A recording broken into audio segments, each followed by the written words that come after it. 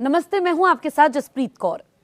Iran जंग में 6 दिन में 11 से 12 अरब फूंकने वाले ट्रंप ने संसद से $200 मिलियन की डिमांड कर दी है। आप अंदाजा लगा सकते हैं कि अमेरिका इस जंग को कहां तक खींचना चाहता है।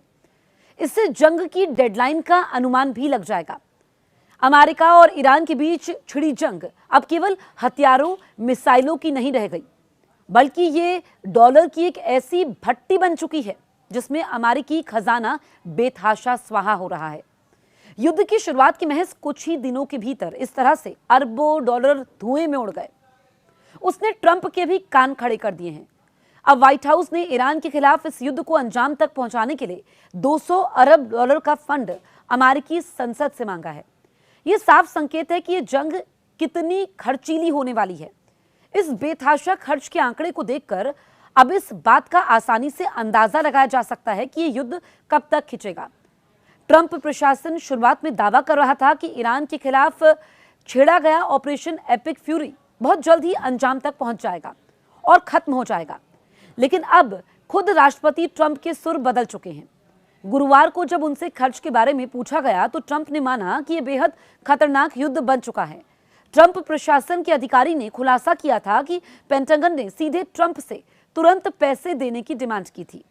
जब डिफेंस सेक्रेटरी पीट हेग्सेथ से इस बारे में पूछा गया तो उन्होंने ये भी बताया कि कितना पैसा मांगा गया है, लेकिन उनका जवाब बहुत ही आक्रामक और स्पष्ट था। उन्होंने दो टूक कहा कि बुरे लोगों को खत्म करने के लिए भारी भरकम पैसे की जरूरत होती है। ट्रंप के आर्थिक सलाहकार केविन हेसेट ने हाल ही में चौंकाने वाला खुलासा किया था। उन्होंने बताया था कि ईरान के साथ इस युद्ध में अमेरिका को शुरुआती दौर में ही $12 अरब का भारी नुकसान उठाना पड़ा है। अगर युद्ध के शुरुआती महज 6 दिनों के भीतर ही 11 से 12 अरब डॉलर फूंक दिए गए तो $200 अरब का बजट ये बताता है कि पेंटागन एक लंबी और विनाशकारी योजना पर काम कर रहा है। अमेरिका को क्यों चाहिए इतना पैसा? दरअसल रक्षा सचिव हेग्सेथ ने कहा कि रक्षा विभाग को यह अतिरिक्त पैसा केवल वर्तमान ऑपरेशनों के लिए नहीं, बल्कि भविष्य में उन्हें जो कुछ भी करना पड़ सकता है उस पूरी कार्य योजना के लिए चाहिए। सबसे बड़ी चिंता तो ये है कि गोला बारूद तेजी से खत्म हो रहा है और देखिए कि अमेरिका इस वक्त एक साथ कई मोर्चों पर उलझा हुआ है, जिसके कारण उसके अपने हथियारों का सुरक्षित भंडार खाली हो रहा है। हेग्सेथ के मुताबिक ज्यादा पैसा सुनिश्चित करेगा कि अमेरिका के पास पर्याप्त गोला बारूद रहे। हथियारों की इस कमी के पीछे एक बहुत बड़ा कारण यूक्रेन युद्ध भी है।